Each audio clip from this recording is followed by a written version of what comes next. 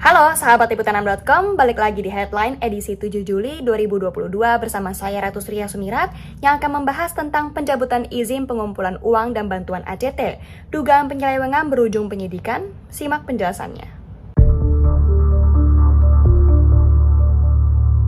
Kementerian Sosial mencabut izin penyelenggaraan pengumpulan uang dan barang atau PUB yang telah diberikan kepada Yayasan Aksi Cepat Tanggap atau ACT tahun 2022. Pencabutan ini terkait adanya dugaan pelanggaran peraturan yang dilakukan oleh pihak Yayasan ACT. Pencabutan itu dinyatakan dalam keputusan Menteri Sosial nomor 133 HUK 2022 tanggal 5 Juli 2022 tentang pencabutan izin penyelenggaraan pengumpulan sumbangan kepada Yayasan Aksi Cepat Tanggap di Jakarta Selatan yang ditandatangani oleh Menteri Sosial ad interim Muhadjir Effendi.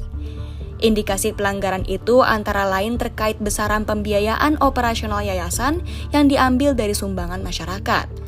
Dari hasil klarifikasi, Presiden ACT Ibnu Khajar mengatakan pihaknya menggunakan rata-rata 13,7% dari dana yang terkumpul sebagai dana operasional yayasan. Sementara berdasarkan ketentuan pasal 6 ayat 1 Peraturan Pemerintah nomor 29 tahun 1980 tentang pelaksanaan pengumpulan sumbangan, pembiayaan usaha pengumpulan sumbangan sebanyak-banyaknya 10% dari hasil sumbangan. Sedangkan PUB bencana seluruhnya harus disalurkan ke masyarakat tanpa biaya operasional dari dana yang terkumpul. Muhadjir Effendi juga mengatakan pemerintah selanjutnya akan melakukan penyisiran terhadap izin-izin yang telah diberikan kepada yayasan lain.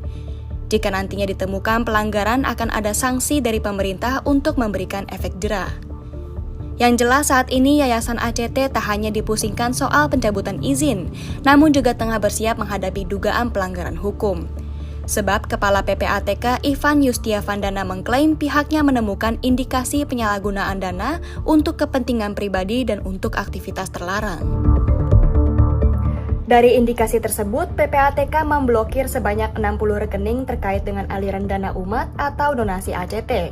Kepala PPATK Ivan Yustiavandana mengayakan 60 rekening itu atas nama entitas yayasan di 30 penyedia jasa keuangan dengan perputaran nilai 1 triliun rupiah per tahunnya.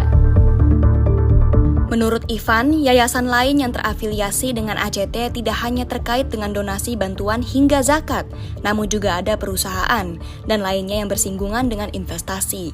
Selain itu, ACT juga menyalurkan dana ke dalam dan ke luar negeri. Yang lebih mengejutkan, PPATK menemukan adanya aliran dana dari anggota ACT ke pihak yang diduga terafiliasi dengan kelompok paramiliter Jihad Al-Qaeda. Menurut Ivan, nama-nama penerima itu patut diduga pernah ditangkap oleh kepolisian Turki karena terkait dengan Al-Qaeda. PPATK juga menemukan adanya transaksi yang dilakukan yayasan kepada pihak tertentu dengan nilai 700 juta rupiah ke atas. Ada sekitar 16 pihak luar negeri baik individu ataupun lembaga asing yang menerima dana dari ACT. Setidaknya ada 10 negara besar yang terdeteksi dalam aliran dana ACT. Menanggapi temuan tersebut, Direktur Badan Nasional Penanggulangan Terorisme Brigjen Ahmad Nur Waqib menyatakan data temuan PPATK itu masih memerlukan kajian dan pendalaman. Menurutnya, jika aliran dana yang mencurigakan terbukti, akan dilakukan tindak hukuman kepada ACT. Sementara itu, Bareskrim Polri menegaskan akan menyelidiki temuan tersebut untuk menggali sejumlah fakta terkait ada atau tidaknya unsur pidana dalam kasus ini. Dirtipidum Bareskrim Polri Brigjen Andi Rian mengatakan Yayasan ACT pernah dilaporkan sebelumnya ke polisi. Presiden Aksi Cepat Tanggap atau ACT Ibnu Khajar akhirnya buka suara terkait sejumlah dugaan penyelewengan dana yang dilakukan lembaga filantropi tersebut ketika berada di bawah kepemimpinan Ahyudin selaku mantan petinggi. Dia antara lain membantah terkait dugaan PPATK yang menyebut adanya indikasi aliran dana disalurkan untuk terorisme. Dia mengaku tidak tahu dana yang dialokasikan untuk teroris itu, apalagi menurut Ibnu ACT tidak pernah berurusan dengan teroris. Adapun terkait bantuan yang disalurkan ke sejumlah wilayah konflik semisal di Suriah, Ibnu mengakui bahwa bantuan tersebut disalurkan sebagai bantuan untuk korban perang. Yang jelas, lanjut Ibnu, bantuan itu tidak melihat latar belakang pihak yang menerimanya. Di sisi lain, Ibnu membenarkan kabar soal gaji pimpinan yang sempat menyentuh angka 250 juta rupiah per bulan. Namun pada Desember 2021, ACT memutuskan mengurangi gaji akibat kondisi keuangan yang tidak stabil, di mana gaji setiap karyawan dipotong untuk mengurangi beban biaya operasional. Untuk kasus lain, Ibnu mengakui rata-rata sejak 2017 ACT memakai dana untuk operasional sekitar 13,7% dari seluruh dana yang terhimpun.